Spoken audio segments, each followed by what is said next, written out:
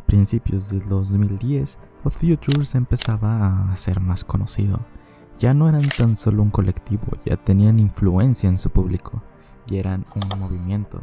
Su estética ruidosa y juvenil, varios videos y música publicada en internet empezaban a generar ruido, y gracias a la energía rebelde hacían que los adolescentes recién iniciados en el internet sintieran que estaban al tanto de un grupo, que se sintieran entendidos. En el centro de esta tormenta estaba un joven de 16 años con un don y una oscuridad en su interior que pocos a su edad han visto: Earl Sweatshirt. En 2010, Earl lanzó su mixtape debut, Earl, y eso le diferenció instantáneamente de lo que sus compañeros ofrecían en ese momento.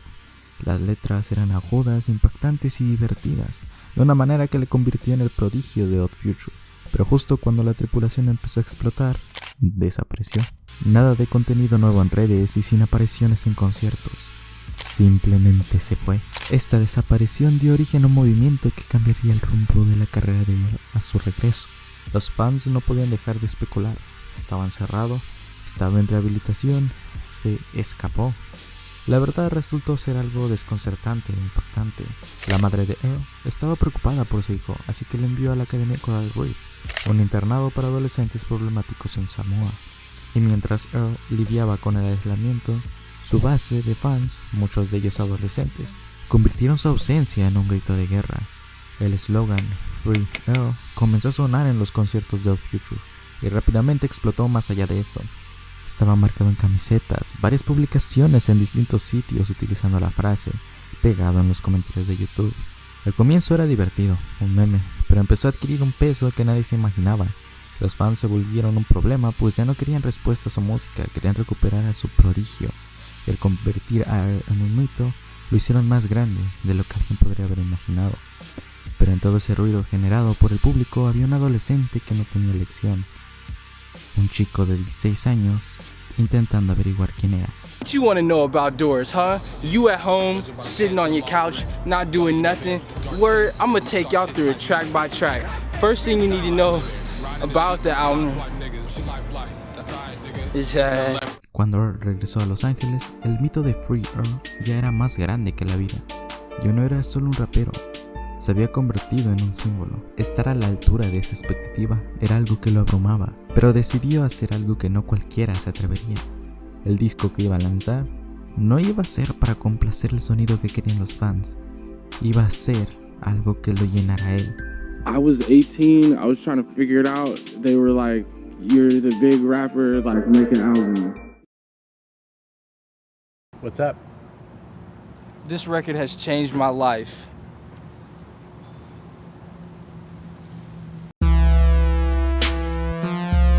La ambientación oscura te abraza en la introducción.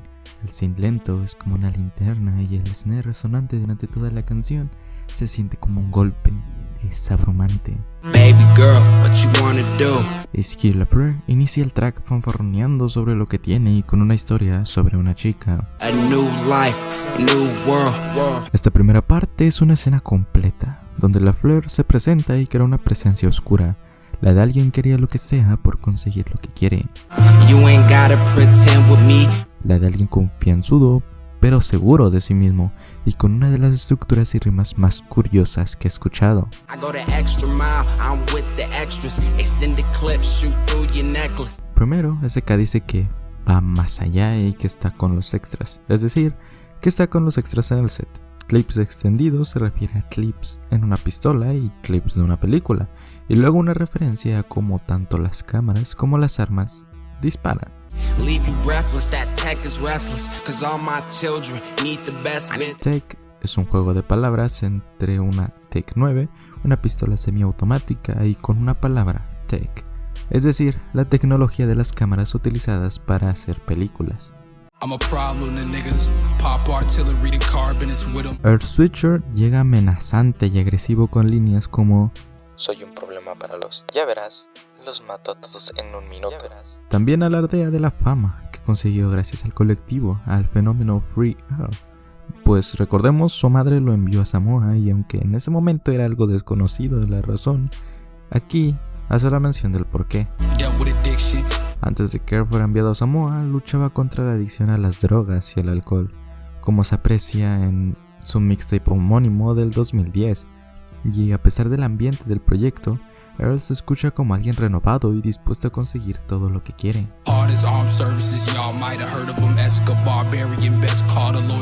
Aquí, Earl combina dos palabras, Escobar y bárbaro, para detallar su división en su psique, como una parte de él es civilizada y hombre de negocios, mientras la otra es primitiva.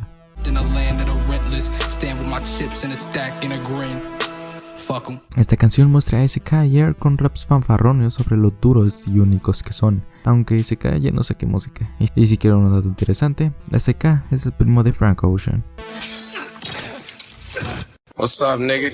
Why you so depressed and sad all the time like a little bitch? What's the problem, man? Niggas wanna hear you rap. Don't nobody care about how you feel. We want raps, nigga. Esta canción llega como una luz de esperanza, o eso parece a una simple escucha, pues Earl sigue enojado y frustrado.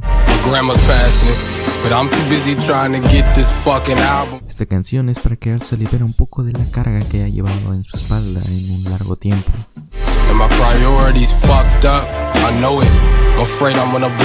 Ha puesto el terminar este álbum como prioridad y se ha descuidado tanto él como su familia. Luego hay otras cosas que también me digo, cosas como Burgundy. Mi abuela se puso muy enferma mientras grababa el álbum. No estaba comiendo bien por el álbum. No veía a mi familia como necesitaba. Sufre por esto y por las expectativas altas que tiene el público sobre él, ya sea por su estilo o su lírica, que en ese momento ya era interesante y algo avanzada. Padre biológico de Earl es Keorapetse Kisotsili Brawley, un poeta sudafricano. Dejó a la madre de él cuando él tenía 6 años, siendo hijo de un poeta bastante famoso, así como también escritor. Earl se enfrentó a expectativas injustamente altas respecto a la profundidad de sus letras. El correcto que se pone al final de la línea es para señalar que Earl está irritado con la gente que ve su habilidad lírica como una herencia poética. La canción igual aporta en conocer más la mente de Earl y también cómo lidió con las adicciones, mostrando una escena poco usual con la línea estar descolorido en el fondo significa estar borracho y colocado al mismo tiempo. La línea que sigue dice: el corazón late hasta que se enciende el porro. Empre ya había dicho que había lidiado con la adicción, así que estamos en una recaída. Hey, Chepe, nigga. What's up, nigga? I heard you back. I need them raps, nigga. I need the verse. I don't care about what you going through, what you gotta do, nigga. I need bars, 16 of them. I don't fuck with too much of y'all shit. Después de eso, termina la última estrofa más violento. Ya no está frustrado, ahora está concentrado para poder seguir escribiendo y terminar el álbum, con referencias con líneas como "And Jill got me living like my life is golden", una referencia al estribillo de Golden de Jill Scott, donde sirve para ver cómo está en ese momento. Está interpretando un rapero seguro y violento, dejando ver las grietas hacia alguien cansado.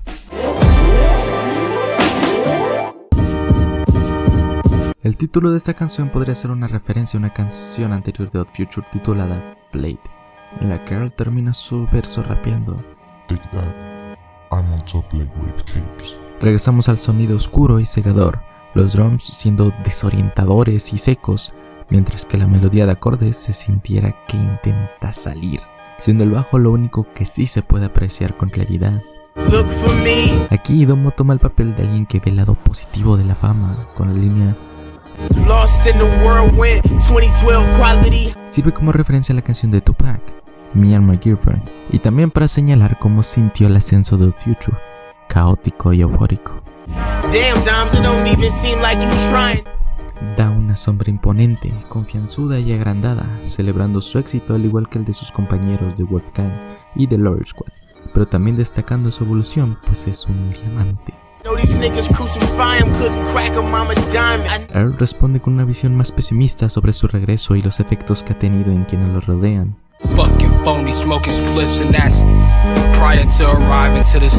A través de varias líneas explora su aumento de falta de confianza por comentarios de la gente. Estas líneas son acompañadas con otras más fanfarronias con las cuales pareciera que quisiera ocultar esos pensamientos. I know it don't seem difficult to hit you up. Sunday es una vista a la relación de Earl Sweatshirt con su novia más a detalle. But you're not passionate about half the shit that you into. Una relación que por lo que escuchamos había estado pasando por problemas de distancia emocional y física. Durante la canción se disculpa por cómo puede hacer sentir a la persona que quiere. No es su intención, pero está abrumado por todo. Volvemos a ver esta parte fracturada de Earl, la de alguien que sabe que tal vez no está haciendo las mejores cosas, pero que trata de escapar de sus sentimientos más dolorosos, y la voz con la que lo rapea es la de alguien que quiere ser escuchado. El camino que está recorriendo Earl es un camino complicado, el síntoma de la fama, lleno de todo tipo de desafíos y estrés, como la vez que Earl ni siquiera pudo visitar a su abuela moribunda por estar trabajando en el álbum, tratando de adaptarse a su nueva vida tras ser enviado a Samoa. Antes era un niño muy caótico, rapeando con un estilo muy oscuro, y ahora tiene que acostumbrarse a madurar. Sus problemas de adicción los está afrontando, se está aferrando a la poca luz que tiene. Todo se escucha ahogado para él, pero cada que deja de fumar, cada que deja de tomar alcohol, la luz lo acompaña sin importar la oscuridad. El coro es el punto donde la luz lo abraza para poder seguir. Los instrumentos ya no se sienten ahogados, la batería tan vibrante para ver los alrededores, y todo se siente extrañamente seguro. Frank Ocean en sus primeras líneas habla sobre su amor hacia Los Ángeles y sobre su camino hacia la espiritualidad. Al menos eso creo, puede tener múltiples significados esta parte. Esta parte está llena de referencias y me gustaría desglosárselo. Para vivir y morir en Los Ángeles. Además de mostrar el cariño que le tiene a la ciudad, por lo que significó mudarse para ahí para cumplir sus sueños. Además que es el nombre de una canción de Tupac y una película de William Friedkin. Después menciona Fleetwood Mac, que es una reconocida banda y que Frank ha mencionado en entrevistas el cariño que le tiene. Algún día voy a hablar de ellos. Y la última parte es donde rechaza estas sustancias en favor de la playa de Bali, que es especialmente significativa, ya que es una isla indonesia dominada por templos hindúes y festivales religiosos. Esto implica que Frank abraza la espiritualidad. A principios de 2013, Frank Ocean y Chris Brown se pelearon en un aparcamiento. En esta última parte de su verso, hace varias menciones de este. Quiero decir, qué tan meticuloso voy a ser cuando apunte mi arma, y porque tiene la taza toda ensangrentada. Eso fue una ovación de pie 3 contra 1. La canción termina uniendo a Earl y Frank en el final, donde parece que no se sienten en el lugar correcto. Pero al menos tratarán de disfrutar lo que tienen, porque un día se irá.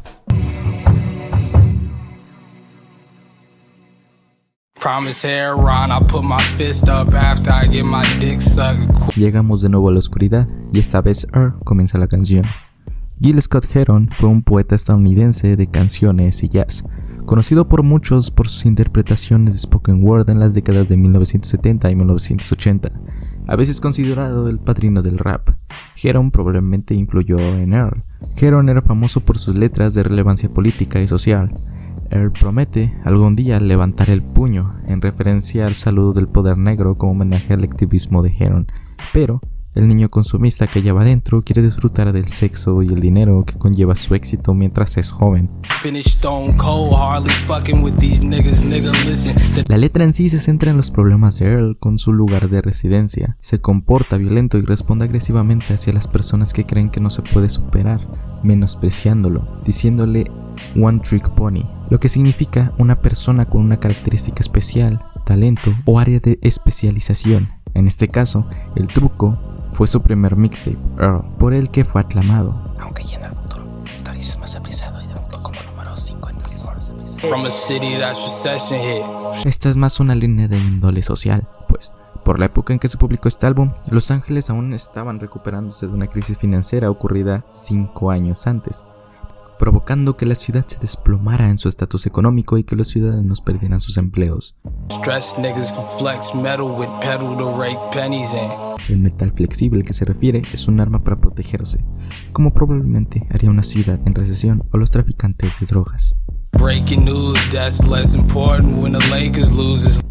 Earl proviene del área metropolitana de Los Ángeles, donde los Lakers tienen bastante popularidad y sirve para criticar la falta de eficacia de los medios de comunicación para poder mostrar las tragedias que ocurren en el día a día y cómo las personas crecidas en estos entornos empiezan a normalizar la violencia, reforzando esta idea con Es plomo en esa comida de bebé.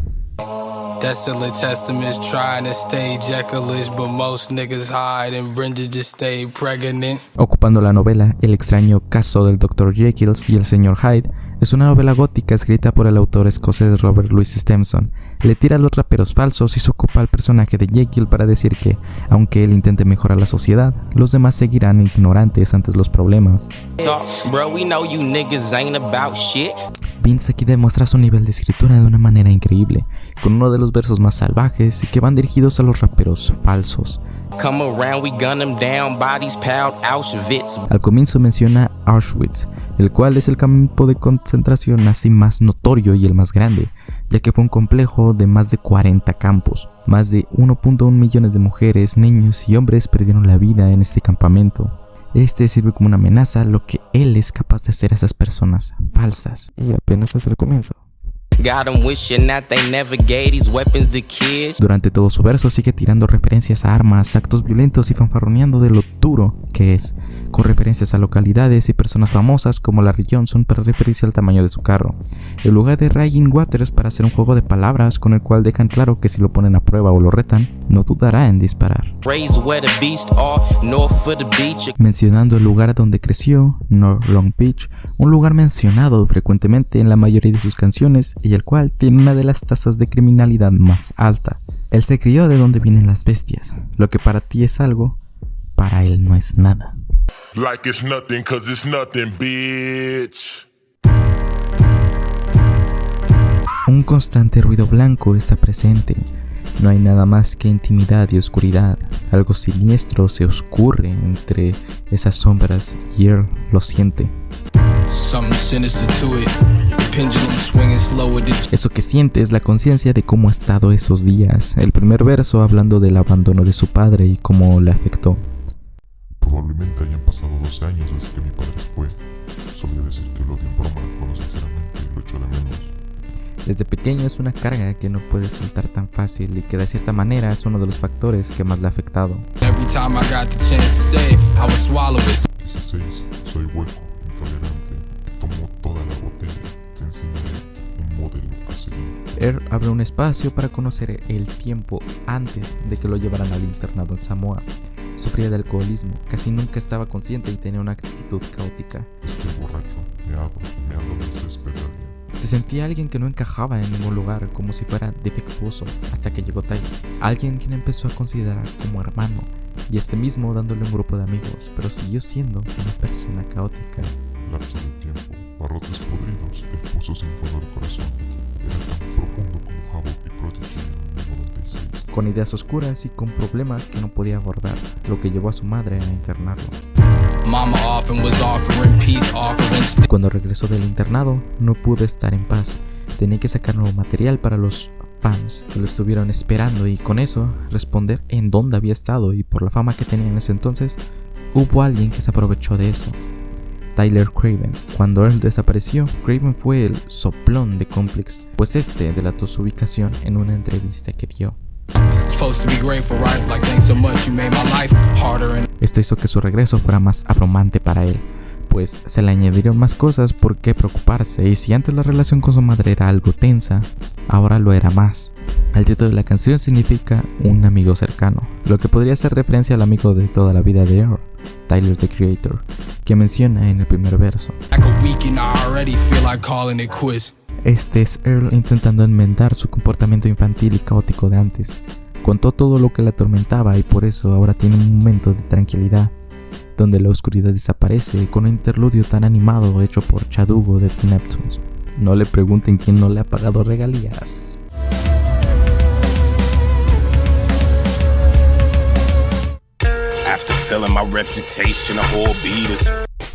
Y como se lo hubiera llamado, Tyler llega en esta canción con un tono un poco más juguetón. En esa época Tyler contaba con unas letras bastante polémicas y que gracias a estas le dieron un lugar en el subgénero del horrorcore, algo que a él no le gustaba. pues él tenía estas letras solo para enfadar a la gente. Y como verán, lo lograba. Todo su verso habla sobre cómo los medios lo criticaban a él y a los demás miembros del colectivo. Claro, sin perder ese tono burlesco y fanfarrón de sus primeras canciones, incluyendo también referencias a sus amigos, que le gusta la comida mexicana y una película de Disney.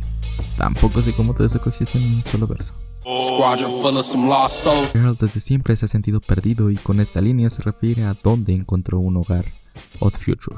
En este verso revisitó su pasado y el estado de sus relaciones. No cooperaba con los deseos de su madre para la universidad.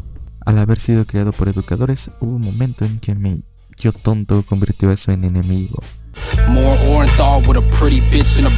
Earl alude al exjugador estadounidense de fútbol americano O.J. Simpson, o mejor conocido por el juicio donde fue acusado por asesinato de su exmujer y amigo. La parte del juicio a la que Earl se refiere es cuando el amigo y antiguo compañero de equipo de O.J., el Colwins, entró por la autopista con Simpson como pasajero.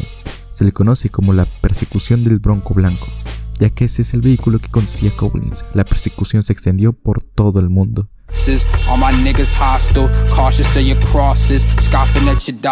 Durante la canción sigue con ese tono pesado, haciendo referencias al estilo tan colorido y con marcas que tenía el colectivo, además de también mostrar su desconfianza hacia las doctrinas. Recordemos, esto es material pasado. Earl actualmente sí es alguien religioso. Crecí en una casa que practicaba el budismo Nichiren. Me alejé de ella cuando era adolescente y he vuelto a ella como adulto.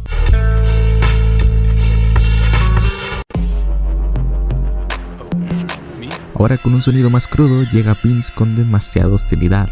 Las voces más graves en el fondo lo acompañan como si fueran sus más oscuros pensamientos. A pesar de ser un verso muy corto, deja su posición dominante y da un vistazo a su vida como alguien que forma parte de una banda y también sobre su vida en su ciudad natal. Toda esta canción se siente como una película de terror, un slasher, donde en todo el rato está alguien huyendo y con el interludio de la parte de Earl.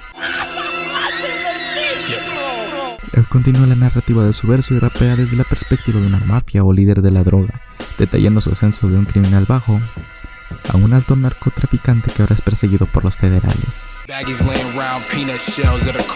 Toda la producción es tenebrosa, el audio de la chica gritando, los silencios y el tono de rapera de Earl es como si estuviéramos viendo a un villano, alguien atormentado constantemente, y su recordatorio son estas melodías tan inquietantes.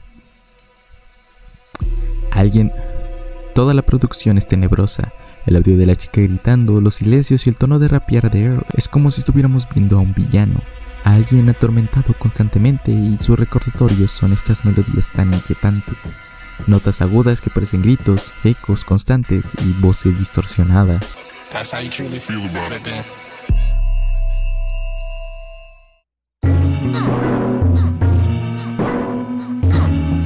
523 es un interludio instrumental producido por Earl Sweatshirt bajo su seudónimo Random Black Dude, y de hecho la mayoría del álbum está acreditado él como productor. La canción se construye a partir de tambores ligeros y un piano inquietante en bucle, creando una atmósfera oscura y constante que da continuidad al tono emocional del álbum. El instrumental recuerda una versión ralentizada y minimalista de la banda sonora de Silent Hill. La transición hacia la parte principal del ritmo está marcada por una muestra vocal suave diciendo, acompañada de un efecto de retardo que se mantiene durante toda la pista. Este sample aparece en On, de Jet Age of Tomorrow. En el núcleo del compás se introducen sonidos sutiles y variaciones rítmicas junto a tambores altamente filtrados. Aunque estos elementos parecen desfasados y se escuchan por separado, en conjunto logran una mezcla cohesiva que mantiene un pulso constante y envolvente. 523 funciona como un puente perfecto hacia las últimas 6 canciones de Doris, preparando emocionalmente al oyente para la etapa final del álbum.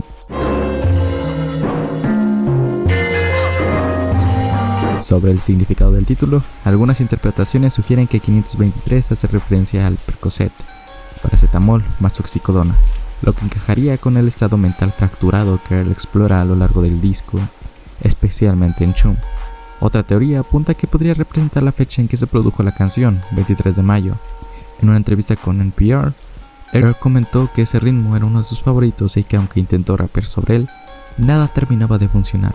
También explicó que en ese momento estaba explorando sonidos distorsionados y pocos polidos, aunque consideraba este beat particularmente preciso y difícil de replicar. Salmon skin band-aid help recovery. Originalmente quería que Uncle Al y 500.003 fueran la misma canción, pero no recibiría tanto crédito como si estuvieran en la misma canción. Originalmente había un verso de Chalky sobre esto. Estaba hablando de locuras. Diction buttery. Producido por el reconocido productor Chalkemist, y que de ahí viene el nombre de la canción. Uncle Al golpea directamente con notas distorsionadas, como si estuvieras confundido, y con los hi-hats a alta velocidad, los drums que suenan orgánicos. Es un pasillo donde todo se mueve y no hay nada de donde te puedas agarrar. Salmon skin band-aid help recovery. Earl comienza hablando sobre cosas relacionadas a su recuperación. El Suboxone es un medicamento color salmón y viene en tiras que se disuelve bajo la lengua. Se utiliza para ayudar a personas adictas a cualquier tipo de opiáceos, como Percocet, oxicodona u otro opiáceo, a reducir y recuperarse de su adicción física a los opiáceos, una de las razones por las cuales mandaron a Earl a Samoa. Todo lo demás son líneas fanfarronias de este tipo de rapero. Ella es una mención a uno de sus ídolos, MF Doom, donde se refiere a uno de los álbumes más importantes del artista y que sirvió como influencia para gran parte de la nueva generación de artistas desde The Future hasta una banda de jazz.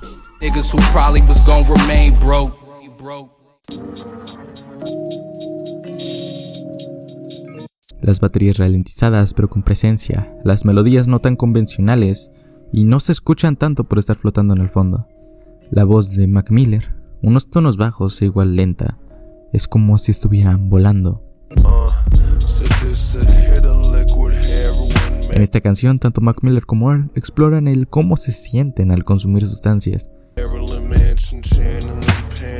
Y la mención de Marilyn Manson en la línea se refiere a la etapa más oscura y experimental en la que estaba entrando Mac Miller en ese tiempo. Esta canción es una manera de conocerse más a ellos mismos. Mientras Mac Miller lidia con sus demonios internos, Earl lo anima, pues esta sustancia tiene distintos efectos en las personas. Gil Scott Heron fue un influyente músico de jazz y poeta de spoken word. Fue una de las primeras personas en mezclar rimas habladas con un beat, y muchos afirman que accidentalmente inventó el hip hop. Earl y Mac escuchan su música mientras se toman pastillas. Esta canción la hicieron mientras volaban en un viaje y lograron transmitir esa sensación de confusión. Con todos los adlibs, voces ralentizadas y más graves, marcan una de las mejores canciones del proyecto.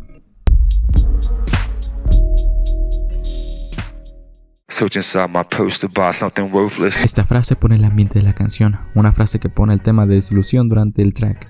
Earl se siente cansado, el tono de su voz es monótono y de alguien que ya no espera nada más. Sigue con el consumo de drogas para evadir sus problemas porque sí es consciente de ellos.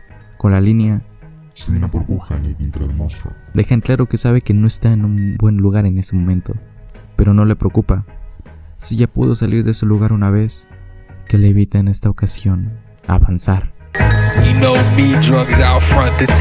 La melaza es espesa, oscura y difícil de mover.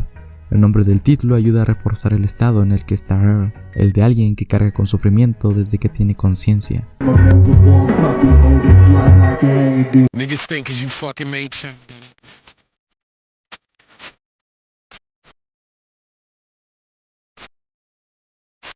Con esto regresamos un poco al sonido de Earl de 2010, rimas ingeniosas, lírica cruda, un flow único y atrevido. Con referencias a canciones y en esta línea, por ejemplo, sobre su estilo. Deeper Dance Boutique era una tienda de ropa en Harlem, responsable de gran parte de la moda de la cultura hip hop temprana.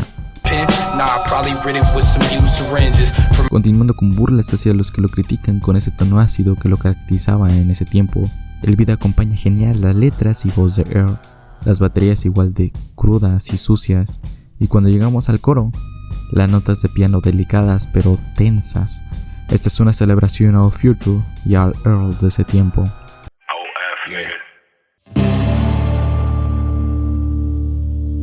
Producida por el trío de jazz Bad Bad Not Good, Horse es una de las canciones más frías del proyecto. El título es una obvia referencia a la voz de Earl, que es ronca y grave.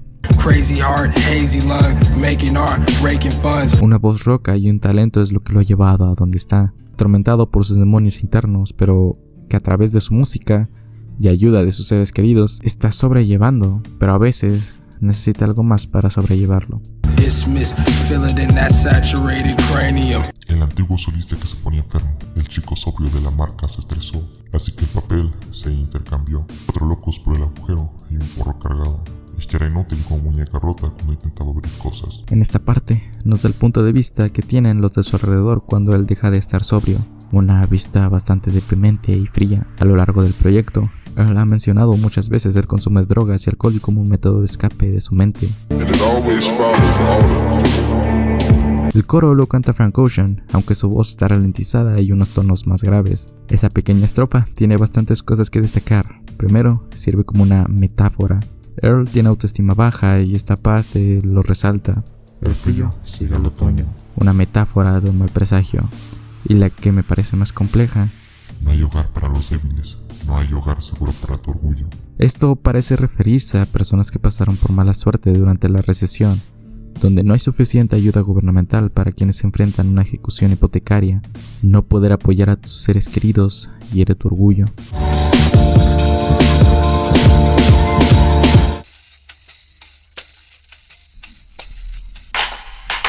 Domo llega, es el compañero del último track de este álbum de Earl. Y comienza extremadamente honesto. Le gusta vivir con honestidad, pero a lo largo de su vida ha cometido errores y ha pecado de la deshonestidad como con su madre. Excepto que le prometí a mi madre que terminaría la universidad, me empecé a perseguir beneficios. Cuando empezó a ver el éxito, el dinero que podía conseguir con su talento al rapear y además que en ese camino lo acompañarían sus amigos, decidió no cumplir la promesa que le hizo su madre. Celebra el éxito que ha tenido a pesar de no tener esa figura paterna durante su vida. Esta canción, tanto para Earl y para Domo, es la celebración. Consiguieron cosas con las que muchos sueñan.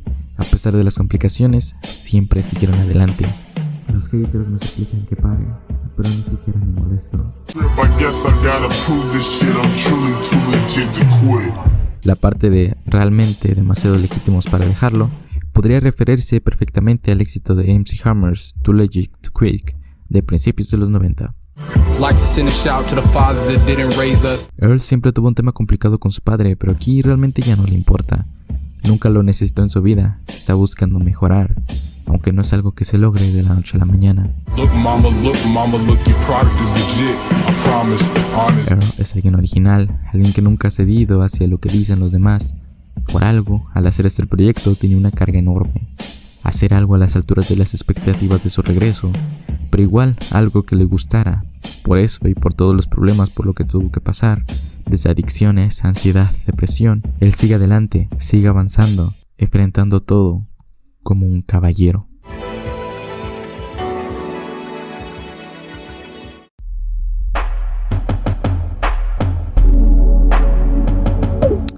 Este es uno de los trabajos más importantes para él.